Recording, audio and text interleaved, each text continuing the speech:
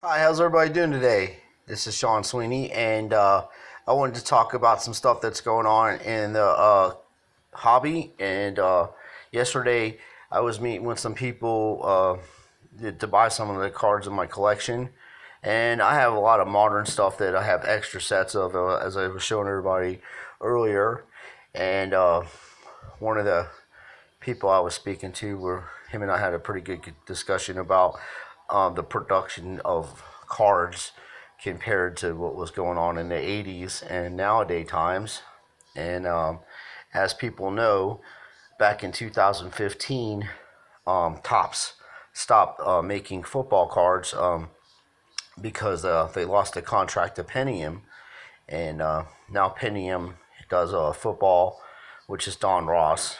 And just for instance, some of the production lines that were going on in the 80s, um, like in 1989, the upper deck, just the upper deck, just upper deck alone, made 15 million to 25 million cards of just one player.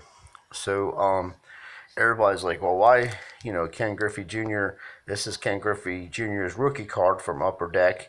It's considered one of the short prints, I guess. But there were over 10 million or more of these cards made, maybe even more than that.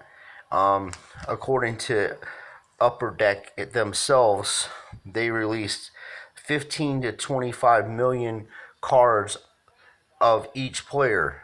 Now, that's each player. That's not just sets of cards or cards that of every card that they made in '89. They actually made 15 million cards plus of every player. So, in a set, let's say you had 60 sets. Like last year, for instance, last year 2018, Topps released 60 sets of different versions of cards. In each one of their sets, they make 3 to 5 million cards of each player. So, for instance, this Mike Trout card right here, if you was to do the math on that, and they had 60 sets of Topps, you would have 170 million or 180 million, I'm sorry, different versions of Mike Trout cards just for 1 year. They made 180 million Mike Trout cards. That's not everybody else. That's just one guy out of 60 different sets. And at this rate, if the hobbyists don't start getting on these card companies, there is no reason for them to have 60 different sets of baseball, football, hockey, whatever sport they're into, because at this rate, if they keep doing this, there will be the card industry is going to crash. There's no way that anybody will ever have anything of any value of any of these cards if they're making 5 million copies of the same player in each set. Like I said, and I'm being modest, I'm going by their statistics, and a lot of card companies will not release how many sets they release to the public. And then you have the issues of Walmart, Target, and big retail stores selling cards now, which is killing the card companies and card shops. Well, not the card companies, but the card shops, because the small businesses can't handle selling um, packs of cards or boxes of cards for as cheap as Walmart does.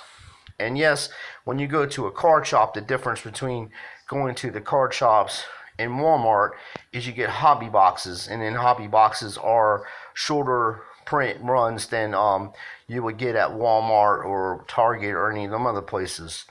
But at this rate, if things keep going the way they are, um, your collection is going to be worthless.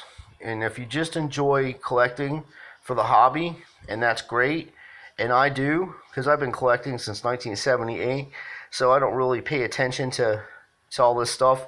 But when I had this conversation with this guy, I do have a vast knowledge of the productivities of what was going on in the 80s. I grew up in the 80s. I grew up in the 90s.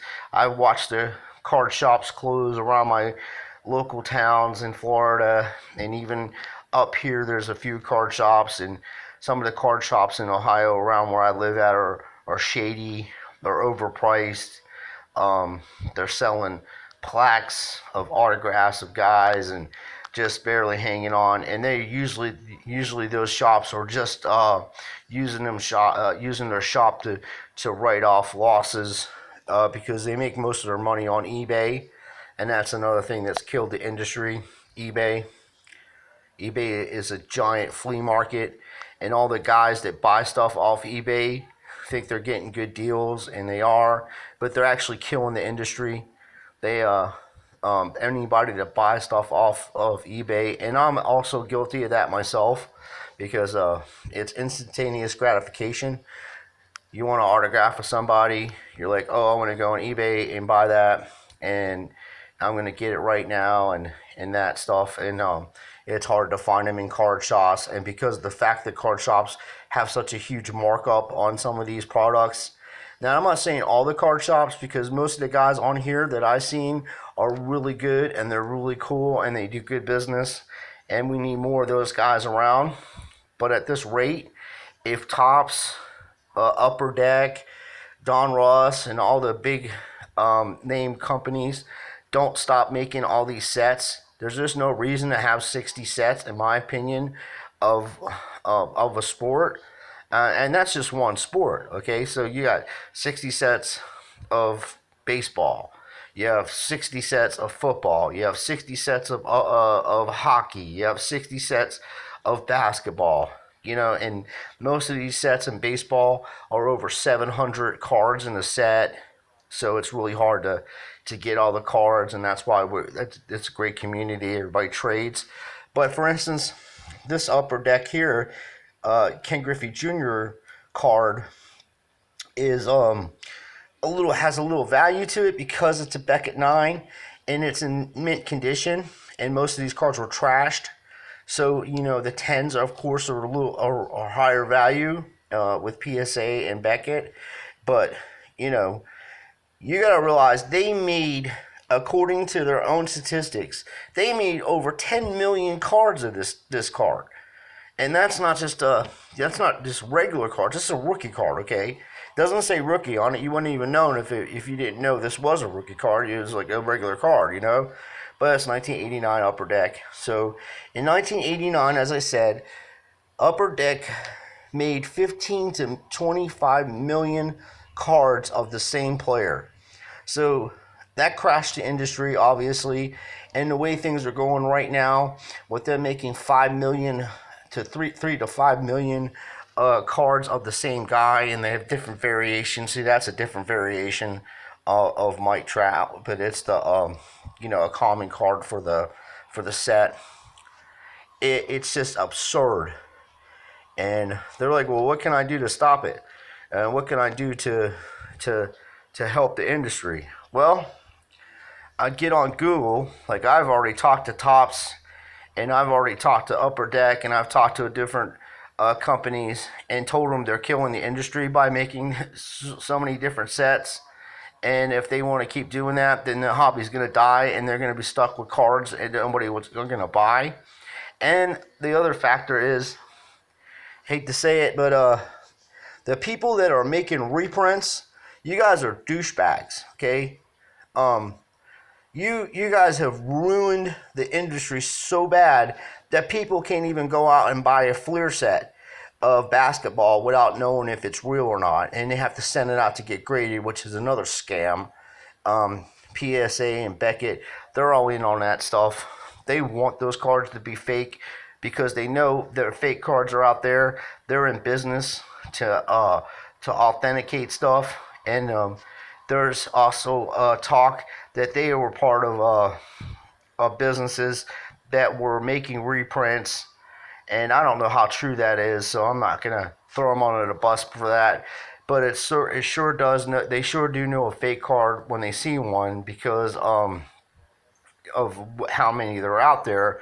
But the 1984 star cards, for some reason, they can't tell the difference between one of those cards being fake and other cards, because the stamp that they used in '84 is the same stamp they were using in the '90s.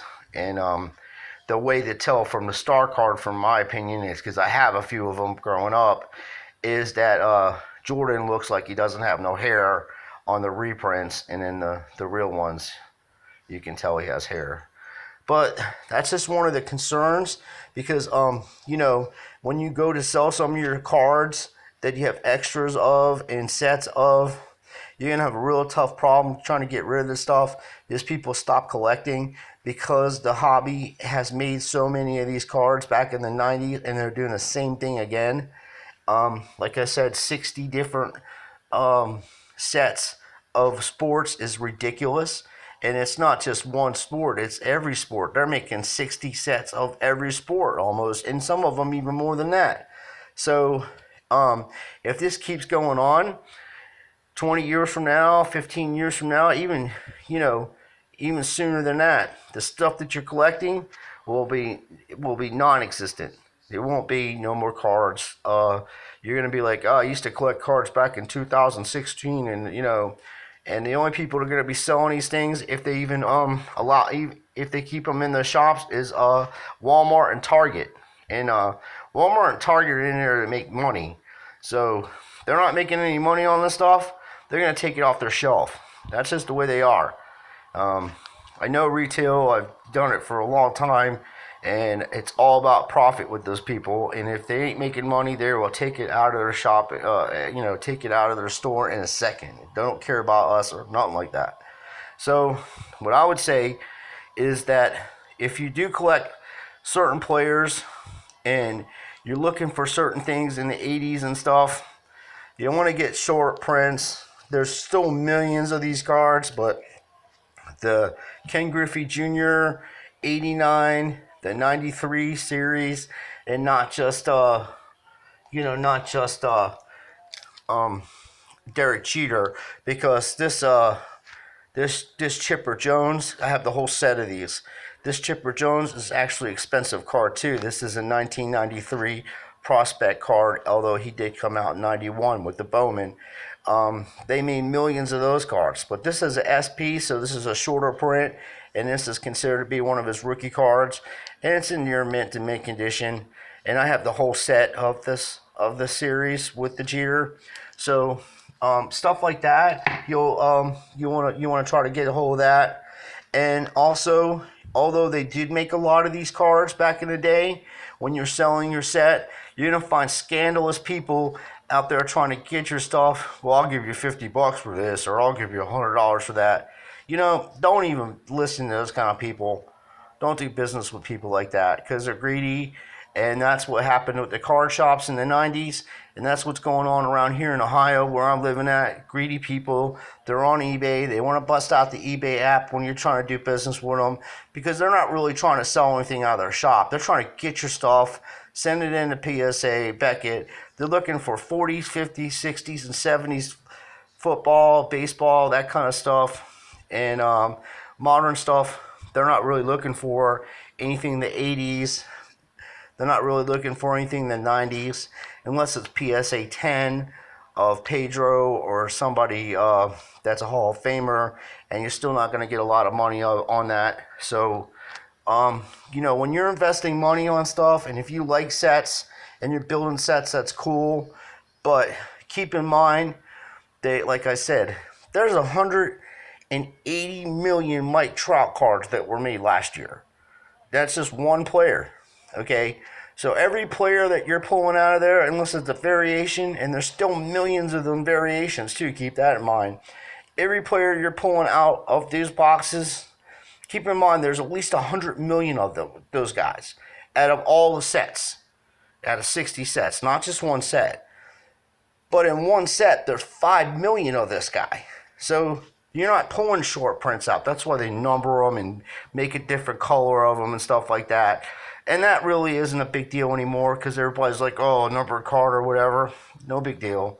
Nobody will pay you any money for that. You can go to your local card shop and go to the bin that they have and pull number cards out for $2 and $3. They've crashed the market so bad, eBay, and the only way to make money is to, if you're going to use eBay, is buy off eBay and sell on Amazon, because that's the only people that do proper business is Amazon. You can get proper money for that, for your stuff. But keep in mind, if people don't start reaching out to these card companies and don't start saying stuff to these people, they're gonna mass produce them again, which they're already starting to do, and all of your stuff that you have is not gonna be worth the paper it's printed on. It's just like having money. If you print too much money, it makes the money worthless. You need gold and silver to back up your currency. So there may not be enough gold and silver to back up these currencies on these cards because they're making too much of them. So I've done some research on this stuff, and I'm just passing it along because, as I said, I have been selling stuff out of my collections, and of course people want my autographs and stuff like that, which is my PC collection, and I ain't coming off any of that because I'm giving that to some of my family members in the future. So I just wanted to let you guys know it's time to start calling these companies, start writing them, start telling them, look, you guys are making too many of these cards, you're making the hobby, you're killing the hobby, you're crashing the market, and you're making stuff not worthless. Making stuff worthless, and I want to have, I'm buying this stuff for an investment for my family and my sons and daughters in the future, and you made so many of them in the 90s that it's a joke. You can go anywhere and find 90s cards anywhere. There's so many of them. Hundreds of millions of those cards were made. Same thing's going on nowadays times. If these people don't stop making 60 sets of each sport, they're going to crash the market, and your stuff ain't going to be worth shit. I'm sorry to be the bearer of bad news, but of recent times I've done a lot of research on this stuff because I'm doing business with people that are sharks, and they're going to try to get my stuff. They're going to try, but I'm a lot smarter than the people that I'm dealing with, so they're not going to get stuff that that I've saved throughout my lifetime, and I'm just not coming off of it like that. I'd rather keep it, give it to the church, give it to people in the community and people that are enjoying it. And it's not about money. I'm not saying that. But there are guys out here that have families, and they are giving this stuff to their sons and daughters for the future so that maybe they can go to college and stuff like that. And that's the way it is. You know what I mean? And it's been like that since the beginning of time, since they started making these cards. So that being said, I just wanted to share this with you guys. I am going to do a video of some stuff that I had come across when I was, reorganizing my cards of these holo jams. They're 1993 holo jams. I'm going to do a separate video of that because there's 36 cards in there, and there's Jordan, and I wanted you guys to see what they look like. I have a few unopened boxes, and I opened up a box, and I'm going to show you what they look like in my next video. So I just wanted to reach out to the community. You guys need to start talking about this stuff amongst yourselves and come up with a game plan and start reaching out to these card companies and start reaching out to your local card shops. And it's time for action. Enough talk. Get out there and make a difference. So until next time, you guys take care of yourselves and take care of each other. And God bless everybody on here. I appreciate everything. Thank you.